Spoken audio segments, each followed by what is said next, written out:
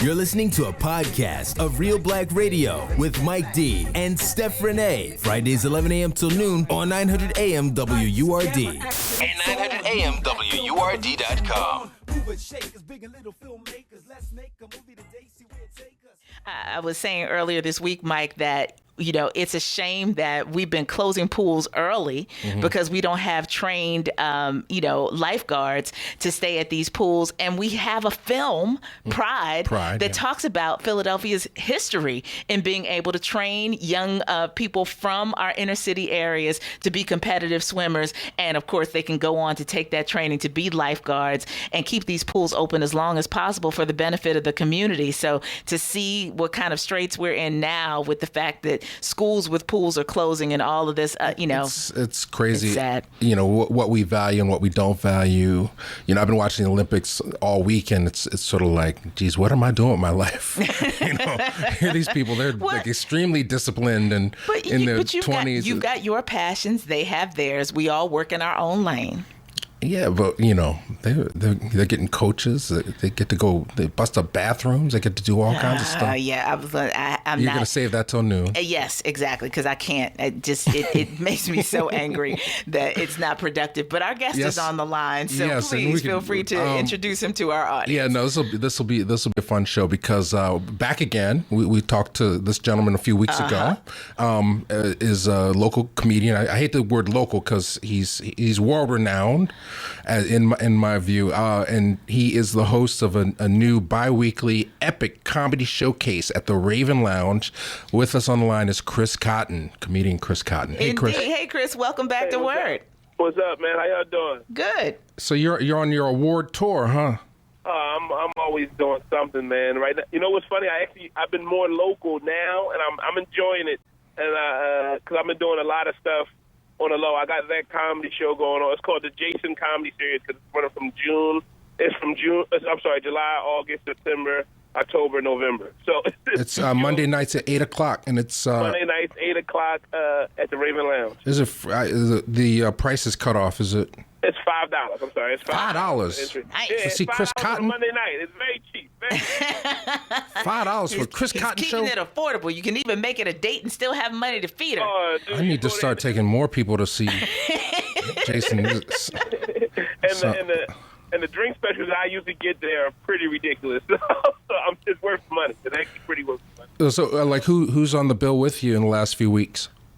I usually use a lot of local comics who are doing really well right here. I'm trying to open up the showcase for more of the local guys who don't have a lot of TV credits, but they're really, really funny. Like Shane Gillis, he is one of them. He just won Philly's Funniest this year, and he's really funny. He's really funny. But I go kind of Eric Terrell. He's a guy who I have on, and he co-hosted with me, and it's a good time. It's a good time.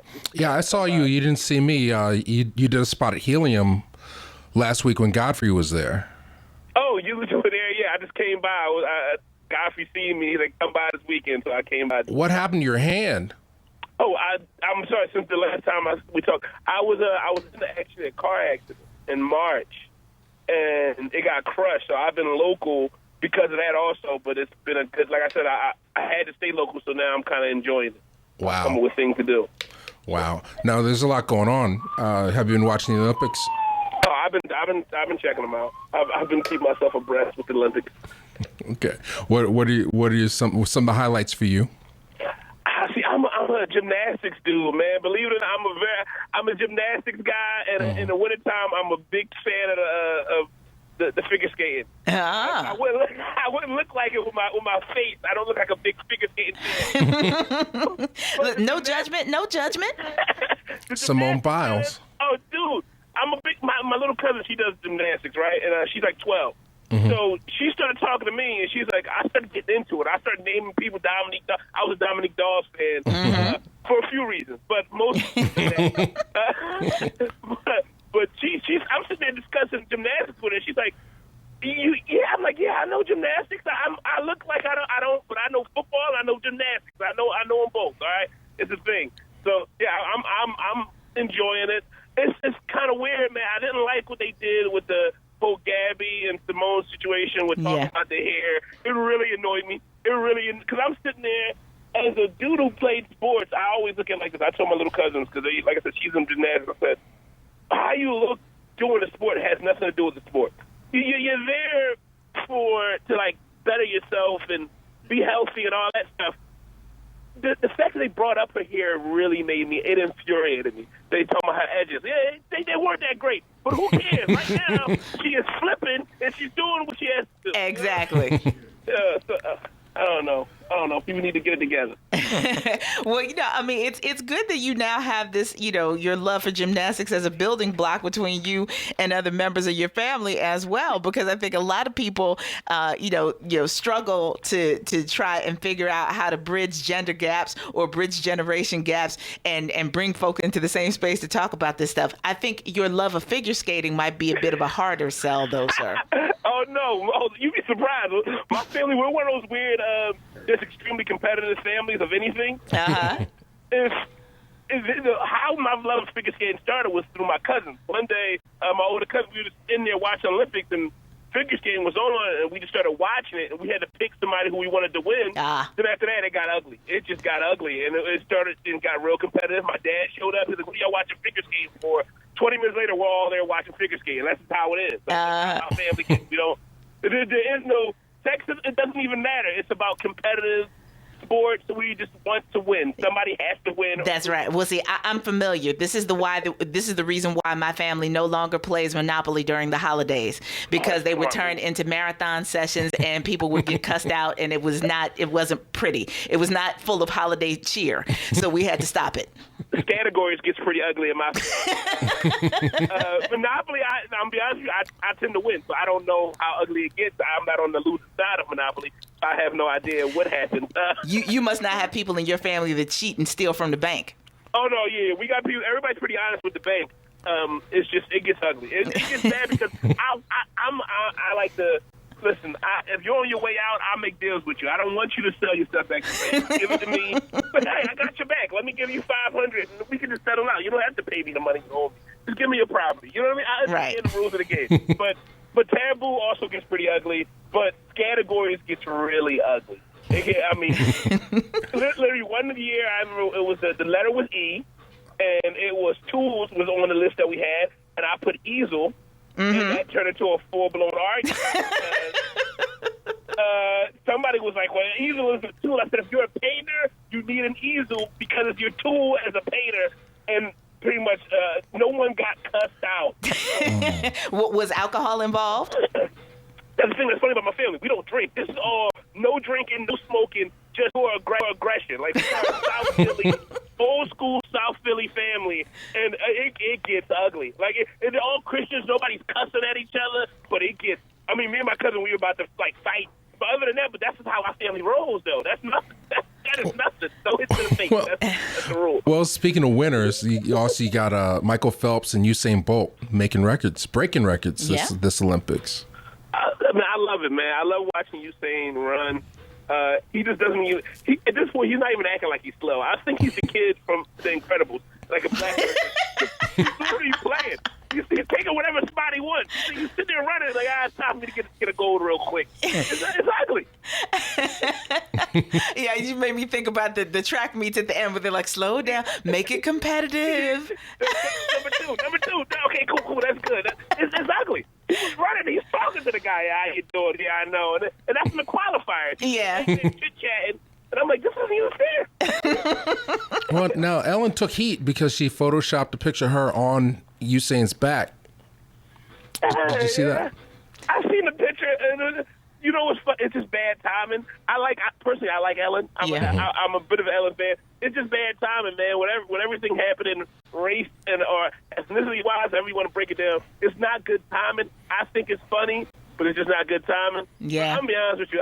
It's hard not to get angry about, like, the Olympics, and then you got everything happening on stateside with the police and race relations is not really good right now. And with all that, it's hard not to get kind of angry when you see more than 50% of the gold medals are coming from some sort of minority. You know what I mean? But then we come home and it's like, hey, getting shots and you got all this stuff happening.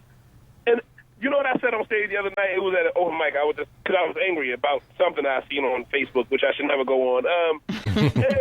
I was sitting like, you know what would be funny if every minority including the country that they want to call minority country, just all leave. Just all leave the Olympics and watch Hungary go versus Scotland in the 100-meter dash. Watch how entertaining that'll be. It's horrible.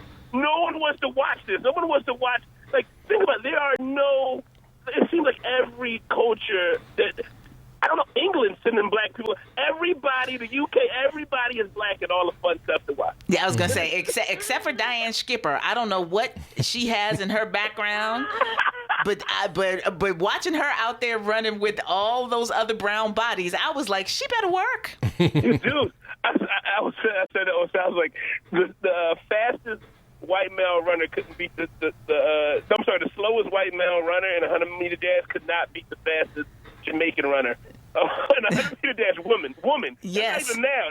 That's how fast they are. It's ridiculous. And I'm like, it's just. But it's one of those things. It's like there's nothing you can do about it. You know what I mean? That's the only thing that brings me down about this, just how bad everything's going race wise. Yeah. But that's why we need to laugh. That's why we need folks like you out here trying to convene us, to give us a moment to exhale from all of that. It is hard. It is hard now. Like, that's why when you hear about like comics being sad, because we take in everything. Like, I don't have the convenience of just turning off all the media and everything. If I want to stay relevant, if I want to be a comic who cares, who's conscious. And I heard you talking about De La Soul earlier. You know, I love talking music, so we'll talk about that in a second. But it's just being in that conscious state and being aware of what's happening. It takes a toll on you mentally. So I gotta go to like my open mics where nobody sees me and just scream about stuff, and then come and be funny. Yeah. In front of everybody when it's time. Well, hey, Chris, we're up against a break. Okay. Can you come back? We'll talk. I want to get your take on the new Keegan-Michael Key movie. Did I say it right? Oh yeah. But yeah, let's hold that. Cool. So coming back with us is Chris Cotton, who's doing a biweekly epic comedy showcase Mondays at 8 p.m. at the Raven Lounge. And excellent. We'll be right back with more Real Black Radio after this.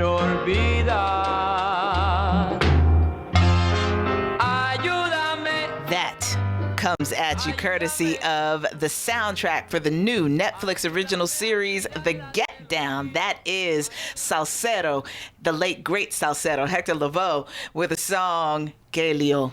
And it's just moody and it's wonderful. I mean, could that sound more like a soundtrack song? It's like you feel like you're in dark corners and spaces while, he's talking about the trials of his life. It's a great, great thing. This is a wonderful, wonderful 2 CD project for those of you who consider yourselves to be collectors. And I tell you all the time, I love soundtrack music, because even if you've never, ever seen a show or a film, you can get a feel for what's going on in it by listening to the music that is supposed to help create the mood and create some of the imagery or go along with the imagery that's being presented on the screen. And so that is definitely one of those songs. The Get Down is the truth. I've been watching some of that.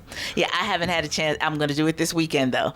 But I have not yet had a chance to sit down and watch any of it. But I'm very much looking forward to it. Netflix is on point. So back with us on the line is comedian Chris Cotton, who is the host of Jason, it's a bi-weekly comedy epic extravaganza at the Raven Lounge on Sansom Street.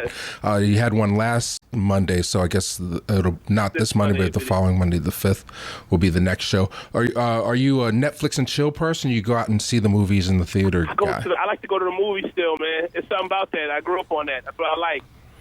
I like going there, checking it out. Yeah, I saw a couple movies this week. I don't know if either of you guys caught up with them. I got lambasted on Facebook for this, but I took my mom to see Sausage Party. Oh, how was it? I want to see it. She had a good time, although it was kind of awkward talking to her afterwards about what her favorite parts were. A dirty animated film, and you took your mom. She likes cartoons. As he tries to justify. I showed her the trailer. She said, "Yeah, I want to see it." Okay. It was fun. Yeah, it was a great memory. We haven't been up at the Plymouth Meeting in forever to see a movie, because usually the screenings are somewhere else, right? So we went Pizzeria Uno, right? Like the 2 for $12 hookup, really good date night thing, and then. they got the reclining chairs, right?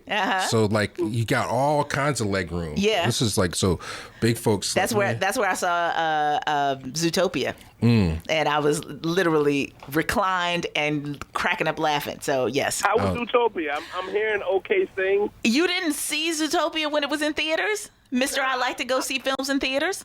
I'm be honest. Me and my wife, I like a cartoon movie. I wait for those, and I'll check those out like on TV. I'll watch those like at the house when HBO gets it up. No, that's Oscar caliber stuff. Zootopia. Yeah, Zootopia was very, very well done. Okay, I'll check it out. I'll go. I'll find a way to see it.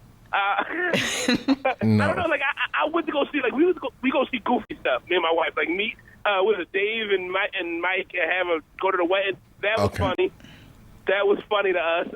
We didn't get to see Sausage Party yet. We plan on going to see that sometime next week when we get time. But yeah, we go see Keanu. We love Keanu. Okay. Yeah, I wasn't a fan of Keanu, but the other movie I saw this week, it's still playing at the Ritz East, is Don't Think Twice, which is Mike Birbiglia's movie. And when I saw the preview and the premise, I'm like, no, thank you. I don't need to see this. But Keegan-Michael Key, it's like this was like a standout role for him. You know, it's Mike Birbiglia is a stand-up comedian in New York, and basically he's sort of made like 2 or 3 feature films that he's written and directed. He's kind of like a Woody Allen type guy. And so it's about a comedy improv troupe, which the theater's about to close, and right on the verge of the theater closing, one of the members gets hired to work on basically a Saturday Night Live show, and you just see the sort of anger and resentment that exists in all comedians. I don't know. I mean, Chris can attest to this. If you hang out with any group of comedians for any length of time. Well, I mean, you know, it's interesting. It is interesting to watch any kind of video or interviews where people are asking comedians about other comedians. But I mean, you know, it's the same way that I said to you earlier that everybody has their own lane and, you know, and moves in their own gifts. So, Chris, I'm curious as to how you feel about that. Do you feel it's ultra competitive when you're talking about the comedian circuit as opposed to, you know, dramatic actors? It depends on the person because, all right, it was a moment, because I did Artie Lang's podcast for like over a year. Me and him, I was co-host. And people would literally bring me on their podcast to ask me about Artie Lang and his podcast. I'm like, and I would answer their questions, but it's like, okay, you know, I'm a person too. I'm a human being too, and I've done a lot of stuff. Yeah. I'm pretty funny. But what you do is, I mean, you kind of learn how to derail it.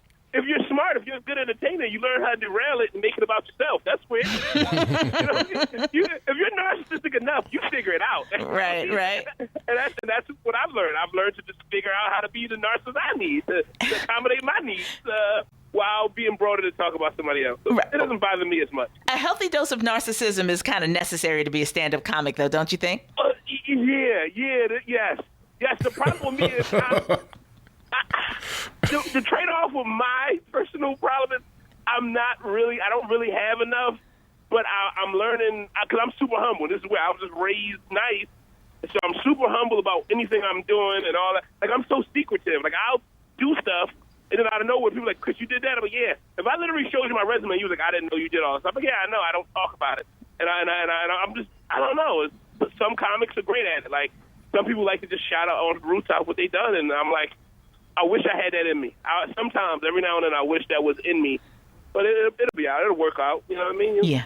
I don't know. Well, I mean, the key line in the movie, Don't Think Twice, one of the characters says, your 20s is all about hope, and then your 30s is all about wondering what you were so hopeful about, you know.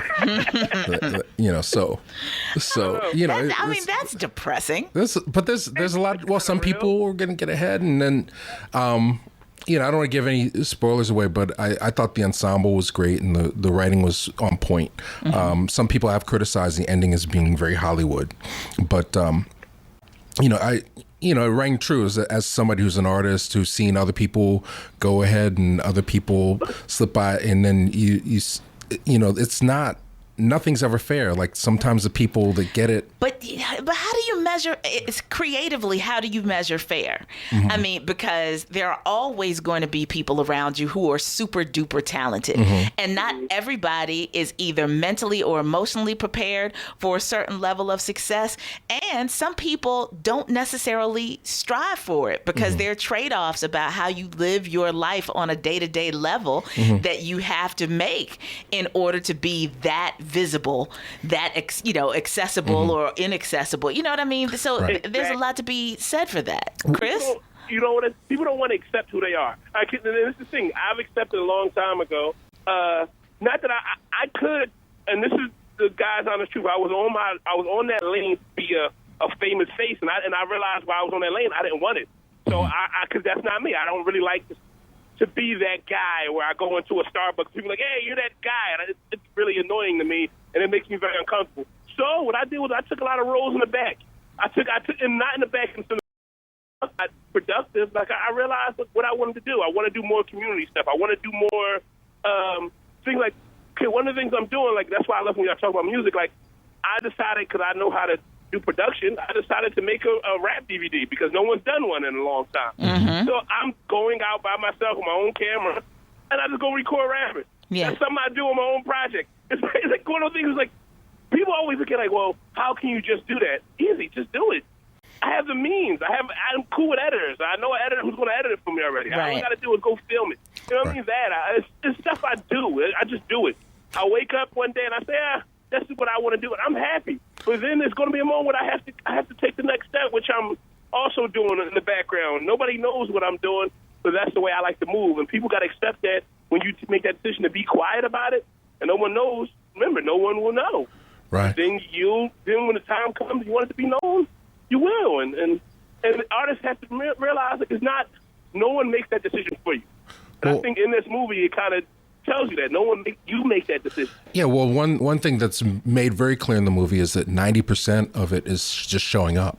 Yeah. You know, the person that gets the role went to the audition, and then there was somebody that decided not to go, that scared themselves, and then there were other people in the characters that were holding on to stuff, like trying for 10 years to get a graphic novel written and different things like that. So this movie works sort of as a coming of age movie and kind of a wake up call. Like if like sometimes fear is the biggest enemy. So I thought it had a lot of truth. But before we break off, I didn't want to know. You saw the trailer for Hidden Figures, right? Yes. Hidden Figures coming out in January. Now, three beautiful, smart, talented women. Depicting two of my sorors, yes. So you have Taraji I was going to say, watch where you go with this, yes. Taraji Henson, Janelle Monáe, and Octavia Spencer. Yes. Playing mathematicians for NASA. Yes. Trailer's dope. Pharrell music. And just so people are clear, this is not fantasy. They are depicting real life people. Yes. That's sad you have to say that. But. I'm just letting folks know. Like, well, this is not a superhero fantasy film. This is reenacting actual history, which very few people knew, right? So I saw the trailer. I'm like, I'm excited. Like we've been waiting for this kind of story forever. But then I wasn't very good at math in school, so I'm a little intimidated about going to see 2 hours of adding and subtraction and multiplications and stuff. Of calculus. Let us be very clear. What they were doing was high level calculus. But it's important for us to know. I mean, this goes to everything I say about the fact that when people get all antsy about you saying feminist or womanist, that this is not made up stuff here. These are women that without their contributions, the landing on the moon would not have been possible, dadgummit. And we need to be able to uplift their stories and shout out about what they've done. President Obama gave one of the only living members of this group, he gave her a Congressional Medal of Honor. But we just, most people saw her sitting on that stage and were like, who's she? I want the documentary first, and then maybe I'll buy Janelle Monáe. I like it. You're looking forward to it? Go ahead, Chris. Yeah, I think it's going to be great. Like it's like watching a beautiful. I'm a I'm a math fan. I'm not. I don't like. I stopped at. I'm an algebra fan, which sounds crazy. But I like it. It's great. Like A Beautiful Mind to me was a great movie. It was a great movie, and to me, this is not in that. Of course, they're not crazy, but it feels good when I watch it. Of course, and Pharrell on the soundtrack, you're going to be happy. You know what I mean? I was going to say, well, that is the one thing where I was like, really? You know, it's like you gotta keep it upbeat. Yeah, I'm just like all of this history, and then Pharrell's doing the soundtrack. Okay, yeah. I mean, but you would think there weren't enough or singer-songwriters that could have worked on that score to underscore the theme of the film. I mean, he's one of the producers. And but on top of that, though, Pharrell free music makes the happy it's not free music. He makes some of the. He can in the middle of a club. He's that dude. You put a song on, you'll be loving it, and all of a sudden it's like, oh, this part is too happy. Like it's almost too happy, and I love it. So I don't think it had anything to do with gender. I think it had a lot to do with him just being able to compose it correctly and make you. He has that 80s, that almost like late 80s feel and vibe, and how happy his music is. It doesn't feel 90s cheesy. You know what I mean? It feels 80s happy.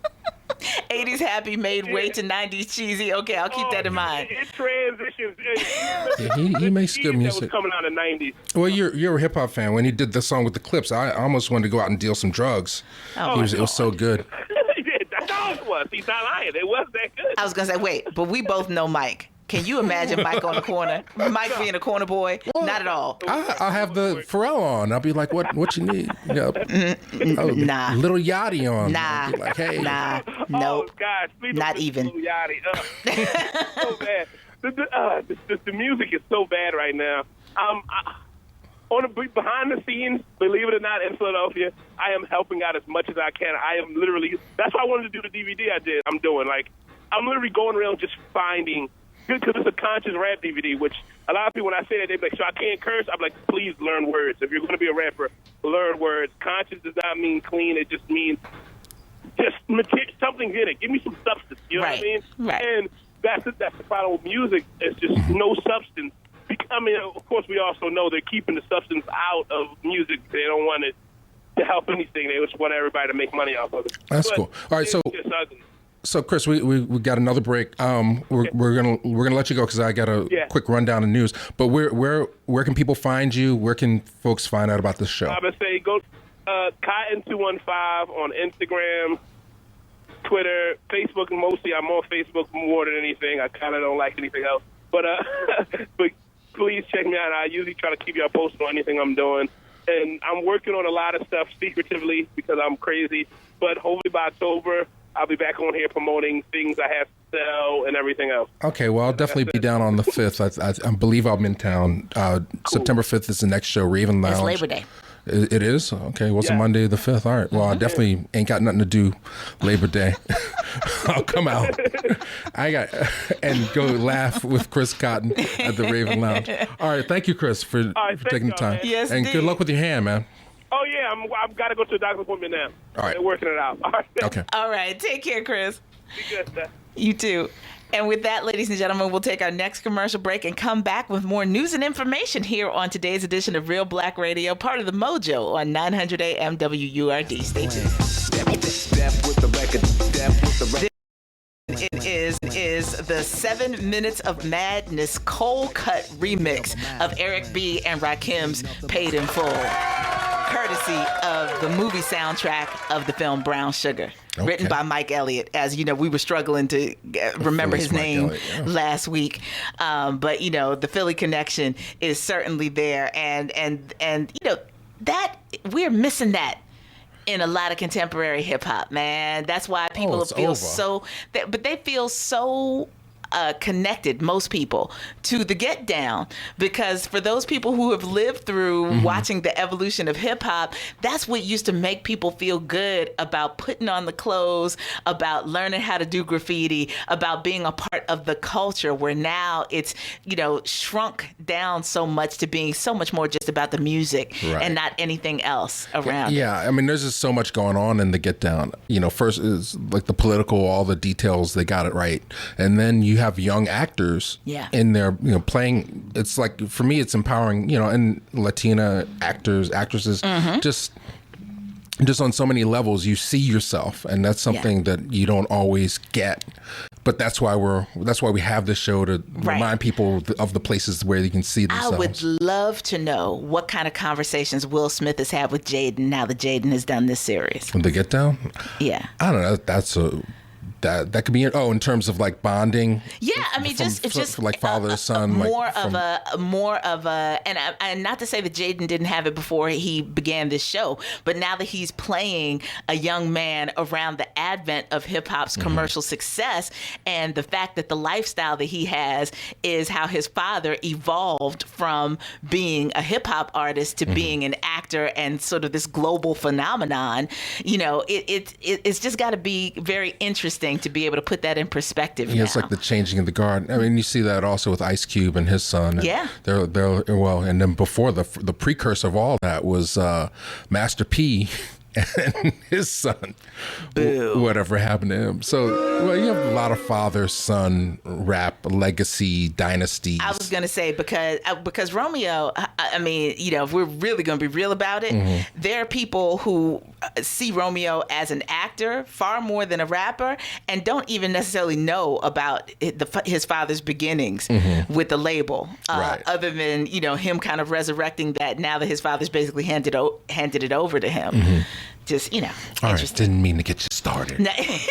But this is the place to find out about black movies. And next week, you know, summer's winding down, right? Yes. So we had like a little bit over the summer. You get like a little, like, you know, sort of like a jump, double Dutch kind of thing where you get a couple little films with some black folks to keep you satiated. But then once the summer's over, that's when all the black movies start to flood back out in the theaters from now until Oscars. And, you know, literally from next week until the end of November or November 4th, you're going to see a lot of and then black the ones that have been screen. announced for 2017 as well. So, I mean, there's a lot to talk about. Yeah, well, we're not going to get to everything this week, but I did want to clue people in on to the movies that are scheduled to open throughout the country next weekend or this weekend coming up. So, the one that's definitely going to be here in Philadelphia Friday is, and we talked about Usher earlier. Yeah. It's Hands of Stone. Which is the story of Roberto Duran. Yeah, I was going to say, no mas. I mean, I was going to say, if you know nothing else, but I am so tickled that they've chosen Usher to play Sugar Ray Leonard because there's something about that just feels right. He really got into the role. I don't know if you saw the featurette where he was doing the training and stuff. Like when he put the hair on and everything, I was like, wow, is that really Usher? But then, you know, when you see him moving and stuff, it's like, yeah, that's Usher. Because it's that nose, not the same thing about any black people's noses, but Usher, that's a prominent feeture. Yes, it is. That Usher has that makes Usher. Yeah, and I was going to say, he's always talking about my Libra brother. he's always demonstrated just a tremendous wealth of talent. Yeah, he is. So I mean, this is a supporting role in the film, but you know, definitely something to go see for sports fans. Right after the Olympics are over, you get to see basically his depiction of an Olympic great, Sugar Ray Leonard. If we didn't mention Usher playing Sugar Ray Leonard. Also, schedule open in New York and LA this next weekend is Southside with You. It's going to open a little bit later on in Philly. Yeah, shout out to my soror, Tika Sumter. And we talked to Tika. Yes, and you know, I'm just very glad to know that in the midst of some of the sorrow that we're feeling about our first family preparing to leave the White House, that we're going to be drawn into a softer, gentler time long before the White House, where we get a chance to see this one day in the life of. With Parker Sawyer's playing Barack. Yes. And he grew on me. Oh, you did get a chance to see it? No, I haven't I haven't watched the whole film yet, but I'm just saying that in terms of a depiction of President Obama, that in seeing him on screen and everything, because he certainly has the voice down, but you know, the whole idea of the depiction grew on me. Right. Yeah. So we'll do a meetup for that for sure, and then also I guess Monday I'll post the interview that I did with them down in DC. So, but that's highly recommended. Yes. Got to support that for a lot of reasons. Also, opening next Friday. At the PFS Roxy is another Sundance movie, Morris from America. Yes. With Craig Robinson. Yeah, so I don't know. Have you seen the trailer for that? I think I did a while ago. Basically, so it's about a young black kid, like this is like 12, 13 years old, living in Germany with, I guess it's his uncle, played by Craig Robinson. And it's sort of like he, is facing the stereotypes of being a young black male in this sort of white sort of culture. And I'm not seeing it yet, but he has a romance with a German girl, and I like Craig. I feel like he hasn't gotten his just desserts to a certain extent. He's had a lot of opportunities, but like with Peoples, where he not that wasn't necessarily the best look for him. And then he had the show on NBC, and he's back with Morris from America. So, we're hoping we can get him on the show to talk about it. And it's a more dramatic role, correct?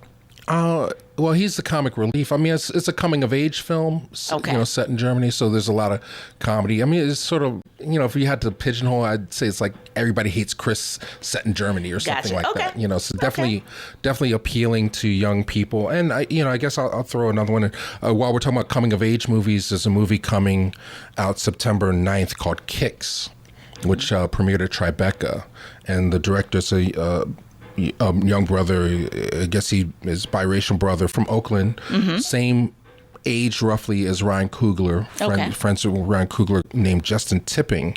And I don't know if you remember the movie Bicycle Thieves.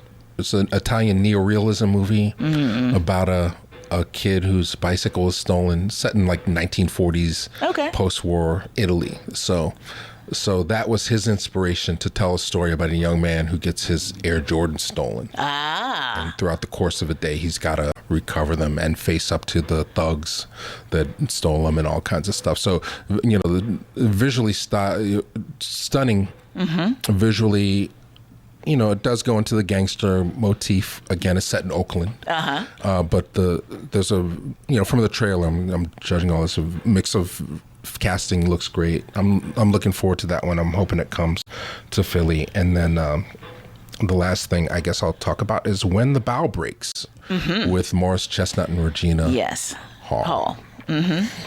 And so Fatal Attraction plus what? It's from Screen Gems, who gave you I know what you're about to say. Perfect Guy and the one with Idris Elba, No Good Deed. Yep. This one actually had me, like the trailer actually said, well, maybe I won't be, maybe it's not going to trick me this time, but I'm sure there's not many previews to see this thing early. But basically it's a Regina Hall and Morris Chestnut play a couple who can't have a kid. Yeah, and so they bring the surrogate into their home. Because she's being abused by this guy. Now, that's a bad idea. Morris Chestnut, if you've seen enough Michael Douglas movies, you can't bring no 19-year-old woman into your house that has your baby. No. So she goes to seduce him, and then she goes crazy. I think the whole movie's in the trailer, but it looks like it could be fun or it could be totally just like, why? And I was going to say, it sounds like probably matinee only, or go as a date movie and understand that it's going to be what it's going to be. But Screen Gems knows when they put these people on the posters that we're going to go want to see these people in these movies. Because they're beautiful black people on the big screen. I mean, everybody's got their motivation for getting out there at some point. That doesn't mean the story's good. Yeah, I mean, actually, this is very reminiscent of another movie that Screen Gems did with Rainforest years ago, Addicted, with Beyonce and Idris Elba, which was like, how could you fail with that? It was basically Black Fatal Attraction, and it was horrible. Because they decided to make it PG 13 or something. It was horrible, painful. Obsessed. Oh, Obsessed. I'm sorry. Addicted was another one. Yeah. Okay, that was last year. Yeah. Thank you, Obsessed. Yeah, we don't want to mix the two black erotic thriller movies. You're either obsessed, addicted, or When the Bow Breaks. But that's seen it all before. That's September 19th. And then if you're in New York, September 9th, they're doing a restoration of To Sleep with Anger, Charles Burnett's classic film, Charles Burnett, will be at a few of the screenings. So beautiful. And those of you who were at the screening for Spirit of the Rebellion at Black Star know why that is such an important film, and hopefully we'll go out if you're in that area and celebrate that very much so. And that brings us to the end of another edition of Real Black Radio. Yes, indeed. And shout out to Oprah and Ava, cover of Hollywood Reporter. Indeed. Beautiful picture, too. Yeah, so it went by fast, didn't it? And so next Friday, we're at the Central Branch of the Free Library. Okay. For Founders Day. Okay. And for the close of our Summer of Freedom series. So we look forward to greeting you there, because it's going to be an all-day bonanza, 7 a to 7 p. We're broadcasting live from there. So come on down and be a part of our shenanigans and celebrations. And you'll have like water and stuff. Yeah, we'll be fed all day long, actually. No! Yeah, folks, come down. They got the hookup. Whenever we're at the library, it's always fun. It is indeed. And so with that, ladies and gentlemen, we are going to take a quick break to pay some bills, come back and talk a little bit more about a wrap-up of some of the news items that we've been covering all week long here on The Mojo. Stay tuned.